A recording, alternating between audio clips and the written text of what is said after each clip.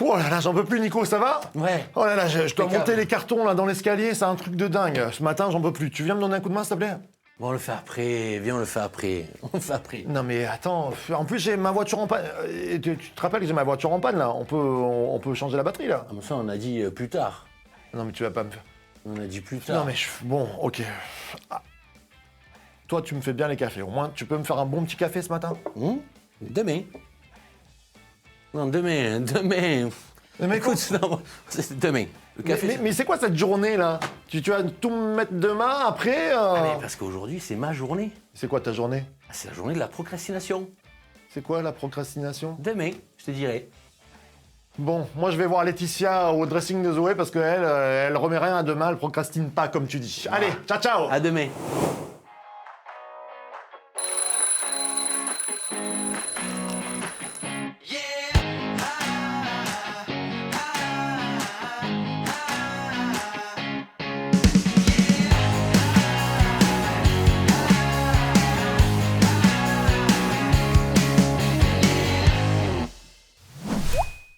Bonjour, je suis Laetitia Compin et je suis là pour un Jesus Coffee. Oula, 4. Oh, on peut pas préférer un enfant, eux. C'est impossible.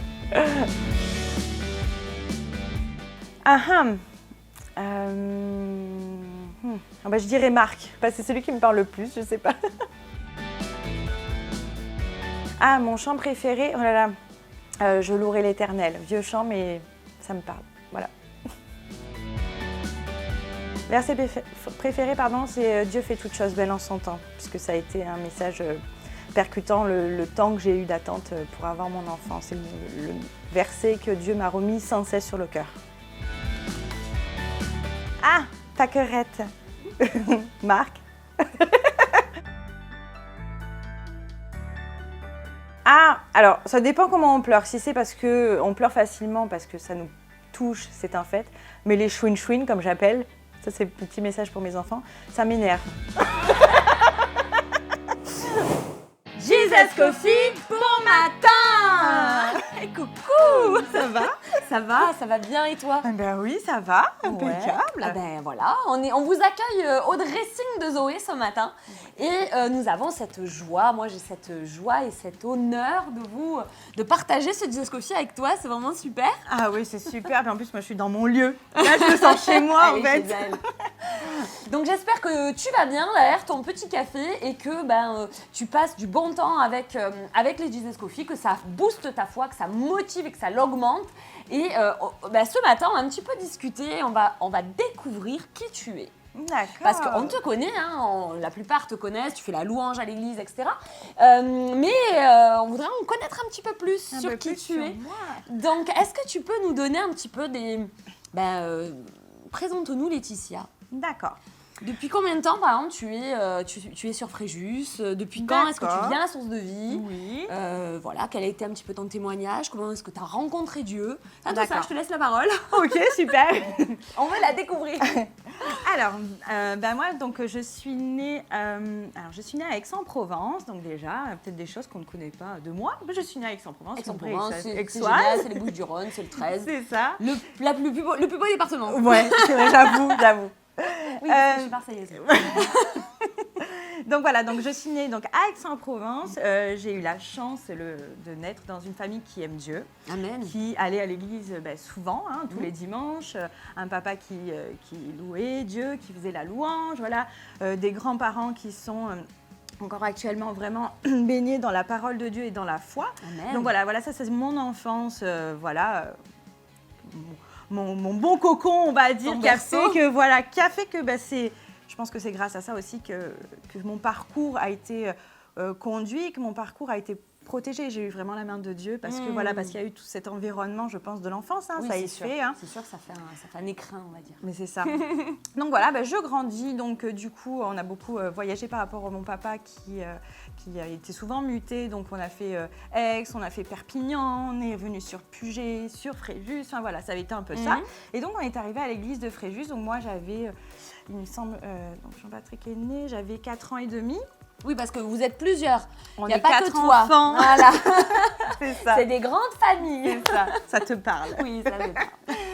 Donc voilà, donc moi je suis arrivée donc j'avais l'âge de 4 ans et demi, donc à l'église de Fréjus. Voilà, donc j'ai suivi comme j'avais l'habitude dans l'ancienne église où j'étais à Perpignan, les clubs du dimanche, voilà, les cours, tout ça avec Madame Pudu, voilà, des beaux enseignements. Et puis j'ai continué donc jusqu'à l'adolescence. Et puis l'adolescence a fait que je suis partie pour mes études. Je suis retournée à Aix-en-Provence. Bon. C'est pas mal pour faire les études. C'est pas mal. Vie universitaire. Faut y aller. Et là, donc, j'ai eu un parcours donc, de mon enfance jusqu'à le fait d'avant de partir pour mes études.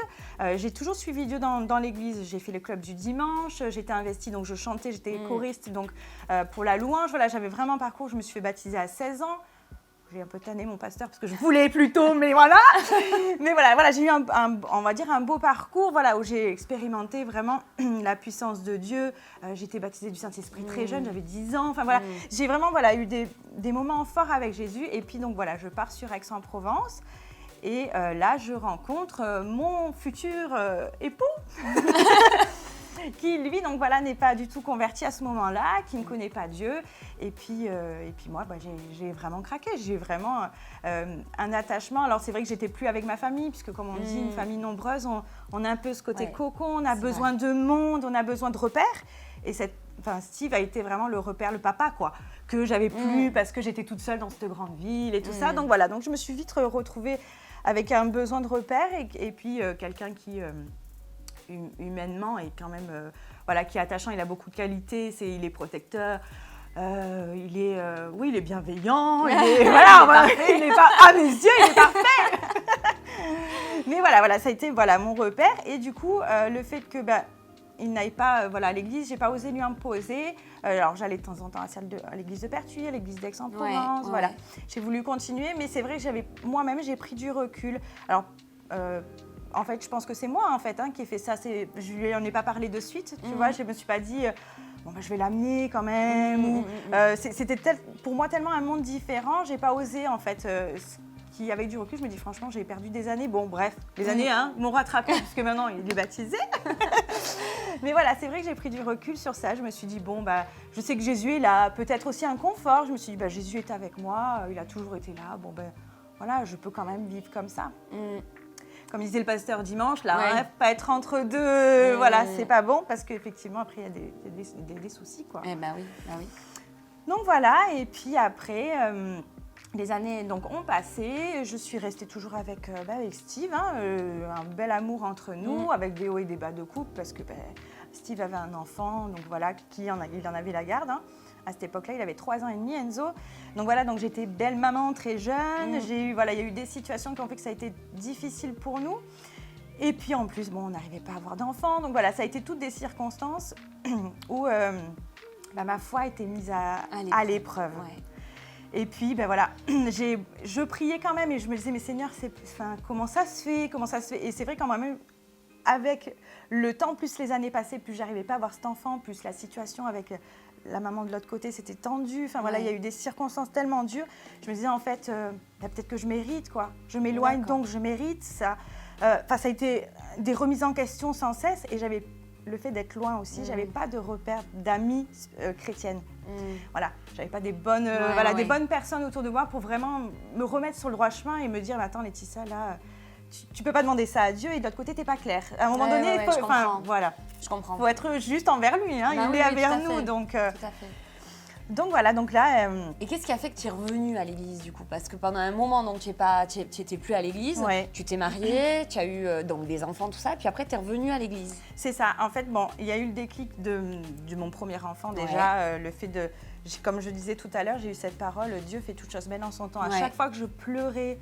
Enfermée, excusez-moi les détails, mais dans mes toilettes en me disant c'est encore ce mois-ci, j'ai pas d'enfant, j'y arrive pas. Et à chaque fois j'avais cette parole, Dieu fait toutes choses belles en son temps. Je me disais mais et encore, je me disais c'est quand? Mais c'est ça et c'est quand? Mais je me disais il est encore là pour me parler alors que moi je suis loin. Et ça a été un foudroyant. Je me suis dit mais sa bonté est vraiment immense quoi. Et donc j'ai eu mon premier, j'ai eu mon deuxième. La fidélité de Dieu. C'est même, ça. La troisième qui est arrivée, alors naturellement, parce que bien sûr, il y a eu des traitements, tout ça pour mes 2 premiers, mais la dernière qui est arrivée naturellement, et je me suis dit, c'est pas possible que je reste dans cet état de un peu oui, un peu non, je faisais le cheval, quoi. Je sais pas.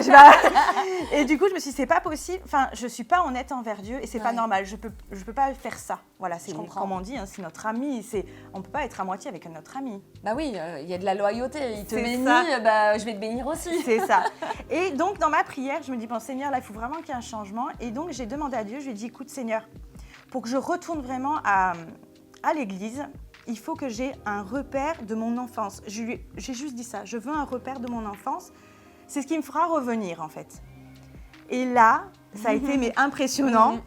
J'étais chez moi et mes parents m'appellent et ils me disent, Laetitia, on sort du culte. Donc moi, j'y allais 1 fois par mois à cette époque-là. Et ils me disent, tu devineras jamais qui va venir sur Fréjus, donc remplacé, parce que retraite de Monsieur Barbuy, il va y avoir Ambre et Marc. J'ai raccroché, j'ai dit, mais Jésus, je t'ai dit quelque chose de mon enfance. Ce qu'il faut savoir, c'est que Marc, je connaissais donc de mes périodes d'adolescente, parce qu'on allait souvent en Antibes, tout ça, donc on se croisait, et Ambre était ma meilleure amie d'enfance. Donc ça, là, je pouvais pas, il pouvait pas mieux m'éclairer que ça, c'est ça. Et donc là, je me suis dit, ah oui, Seigneur, là, tu as parlé à mon cœur, donc effectivement, j'ai plus d'excuses. Ouais. Tu m'as entendu, tu m'as montré la voie tout le long en me disant, je suis fidèle, Amen. Dieu fait toutes choses belles. Là, il faut que j'y aille, quoi. Et donc, je suis revenue. Ouais. Voilà, je m'étais jamais... Je priais, quoi. Oui, tu vois, mais réinvestir Voilà. dans l'œuvre de Dieu, etc. C'est ça. Voilà, c'est ça. C'est ça. Et c'est vrai qu'on a beau dire, on a beau des fois prendre du temps, nous dire, bon, on loupe un dimanche, on fait ça chez nous, ok. Mais on ne peut pas rester loin de la communion qu'il y a dans l'église. Enfin, moi, ça a été vraiment important et bénissant. Alors, c'est sûr, je ne suis pas remontée sur l'estrade le lendemain. Il m'a fallu un temps, mais ces temps sont très, très importants pour soi, en fait. Hein. Moi, j'ai mis 1 an déjà pour moi. Je me suis dit 1 an pour moi. Après, on m'a demandé de reprendre les enfants déjà. Ouais. Et je n'ai pas voulu le faire seule. Donc, j'ai été en binôme. J'ai dit, je veux y aller crescendo parce que pour moi, je me disais, il y a des étapes. Voilà, il faut que je me reconstruise. Puis, il y a ma famille. Il y a tout ça à mettre en place. Donc, voilà, ça a été des temps. Et puis après, choriste à la louange. Voilà. Non, il y a eu des belles étapes, et puis je pense que s'il y a eu ce temps si long et cette pause si longue, ce n'était pas pour rien. S'il n'y avait pas eu d'enfant pendant tout ce temps, ce n'est pas pour rien. Il y avait sûrement des choses, enfin je le dis maintenant parce que j'en ai pris conscience, mais des choses au sein de mon couple qu'il fallait que je pose. Voilà, souvent on se dit, hein, c'est long, punaise, Seigneur, quand est-ce que c'est ton temps? C'est très long, mais... Prenez le temps. Ces temps-là sont bons. Enfin, moi, je trouve que c'est le fait. Voilà, ouais. Non, mais c'est vrai. Ces temps-là sont bons. Ces silences-là sont très bons pour se restaurer, pour la foi.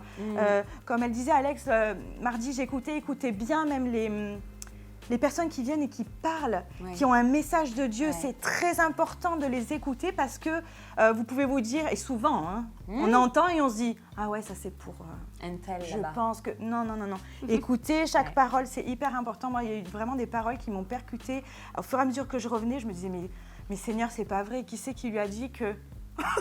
Comment il connaît ma situation? Mais oui, Dieu parle, dans n'importe quelle circonstance et au quotidien. Amen. Voilà. Est-ce que ça vous va? Oui, moi je pense que ça nous va.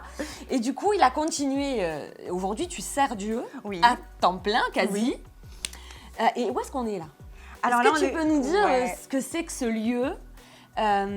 Comment tu es arrivé là? Et qu'est-ce qui s'est passé pour que tu sois là aujourd'hui? D'accord. Alors là, nous sommes au dressing de Zoé. Alors le dressing de Zoé, c'est la friperie solidaire, donc la main tendue de l'église. Donc moi, je suis vraiment ravie de pouvoir le servir encore dans mon travail. Hein. Vraiment, c'est merveilleux.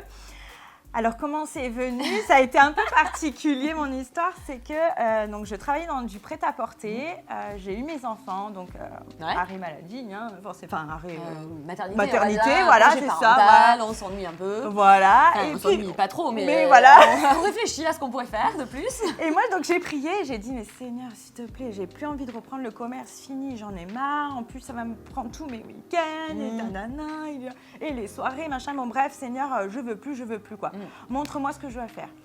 Et donc je priais, donc 1 an de chômage, passe, tout ça. Et puis, on fait des braderies. Alex vient me voir, elle me dit, ça dirait de faire une braderie. Ouais, trop bien et tout. On fait des braderies, on commence tranquillement. L'épicerie solidaire avait ouvert à ce moment-là. Ouais, c'est ça. Donc, moi, en parallèle, on a fait 2-3 dates de braderie, super. Et donc, Alex a une vision. Et donc, elle vient me voir un dimanche et me dit, Laetitia, voilà, si on ouvrait une boutique, une friperie, est-ce que ça te dirait de te lancer Alors moi, j'étais super contente. Je me suis dit, waouh, c'est trop bien et tout.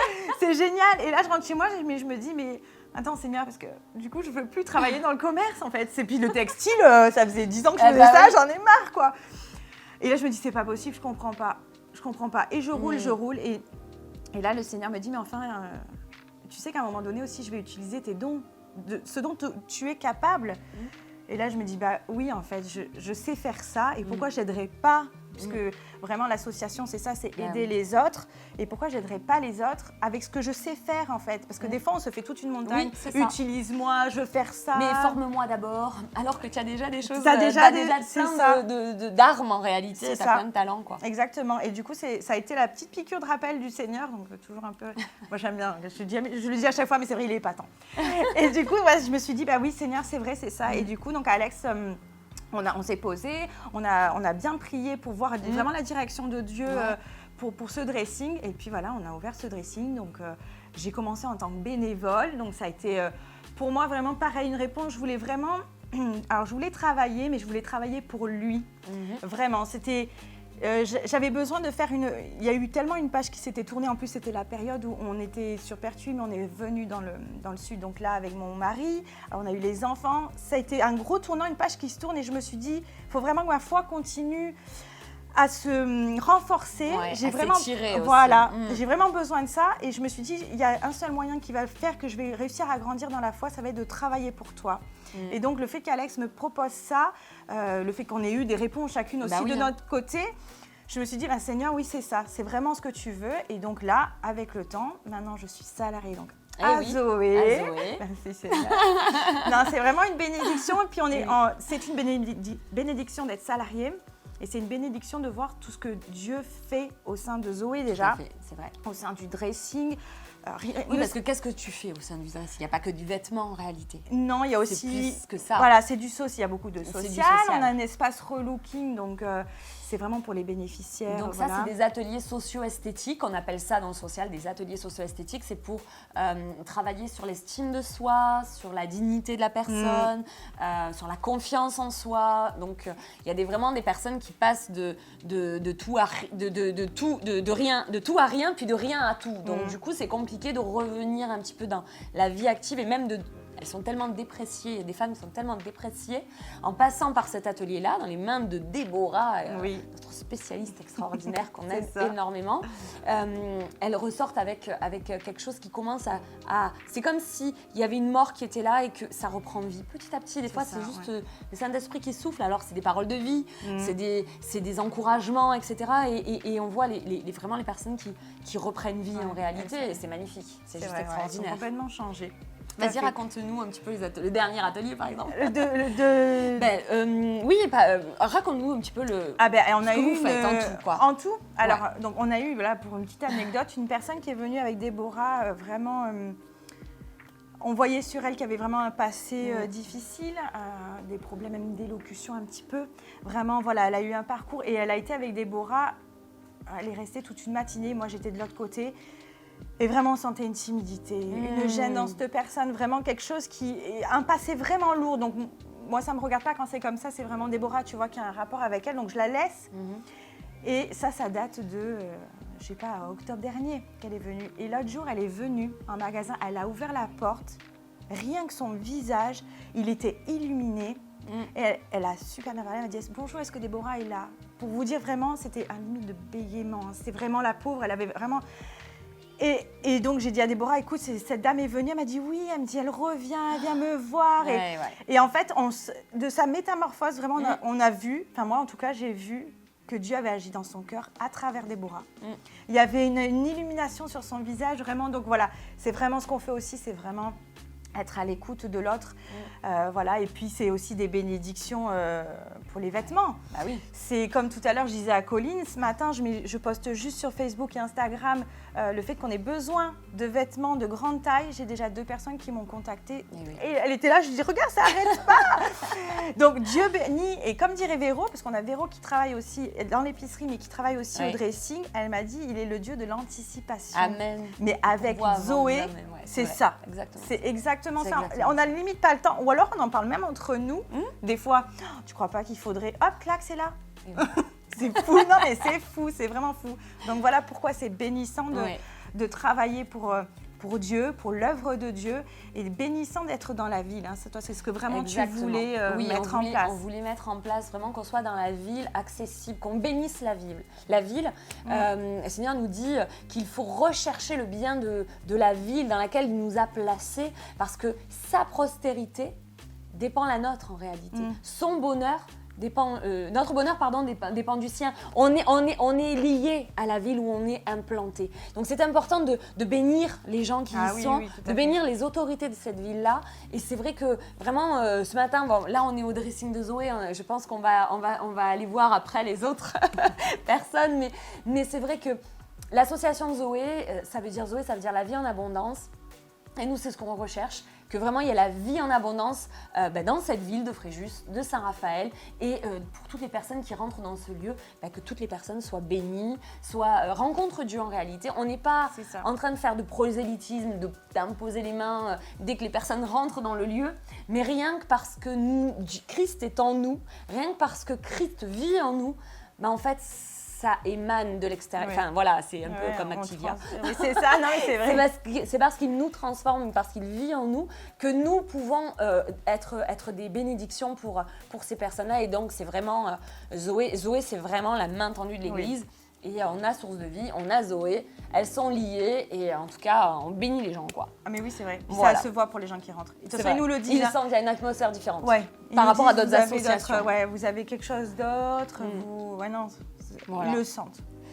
Est-ce que tu veux bien prier pour nos amis qui sont là, qui nous écoutent et qui peut-être sont impactés par ton témoignage, parce qu'il est quand même fort, qu'il y a quand même des choses, ça peut donner des clés pour des personnes qui peut-être ont eu des problèmes de fertilité, il y a eu des problèmes de couple peut-être aussi, et puis c'est aussi cette dualité de se dire « Ah là là, en moi, j'ai l'impression de ne pas vivre comme Dieu voudrait, mais je sais que tu es là et je veux te rendre quelque chose, ce que tu m'as donné, la bénédiction que tu m'as donnée. » C'est vrai que le service, c'est extraordinaire parce que ça nous fait grandir. Et puis, on est ensemble, donc du coup, ça nous fait grandir encore plus. C'est ça. C'est important, la communion fraternelle, c'est important l'œuvre de Dieu, quel que soit là où vous êtes, que ce soit au ménage, que ce soit dans l'œuvre sociale, que ce soit aux enfants, à la louange, la prédication, ou que vous soyez, portez du fruit. L'important, c'est pas vous, c'est que le fruit qui en émane, ça bénisse les gens. Amen. C'est ça, amen. Seigneur mon Dieu, je te remercie encore parce que c'est vrai, à chaque instant, chaque jour de notre vie, tu es présent à nos côtés. Amen. Tu ne nous laisses pas, même quand nous doutons, quand nous avons peur, peu importe les craintes, Seigneur, tu es là. Je te prie vraiment pour les personnes qui nous regardent, Seigneur, ces personnes qui peuvent peut-être aussi ont des problèmes de fertilité. Seigneur, tu poses ta main sur eux, Seigneur, tu sais toutes choses, Seigneur. Que vraiment elle n'ait pas peur de prier parce que tu es là même dans ces combats-là, Seigneur. Merci aussi, Seigneur, pour toutes les bénévoles qui travaillent avec nous, Seigneur. Merci pour ces cœurs, Seigneur, disposés avec nous. Amen. Seigneur, je te prie aussi pour les personnes aussi peut-être qui ont des soucis de couple, Seigneur, qu'ils ne restent pas, Seigneur, dans leur coin, mais vraiment qu'ils se tournent vers un corps pastoral, Seigneur, qu'ils n'aient pas honte parce qu'on passe tous par là, Seigneur, et qu'avec toi, Seigneur, on peut tout, on peut surpasser ces problèmes-là. Oh, merci, mon Dieu, d'être là sans cesse avec nous, Seigneur. Amen. Amen. Bon, on a passé un super moment, je crois qu'on a décollé, on n'est pas resté un quart d'heure, Marie. Désolée. Oh punaise, ça va. Mais c'était tellement bénissant. En tout cas, franchement, j'espère que ça vous a pas ennuyé. Je pense pas, parce que franchement, c'était passionnant. Merci pour ce témoignage. Merci. Merci pour le temps passé avec toi. Ouais, t'es une bénédiction en tout cas, vraiment pour l'Église et pour Zoé. Et puis pour ma vie aussi. Et surtout, n'oubliez pas, Source de Vie, de Church to Be. Fallait que tu me fasses pleurer, toi. Oui.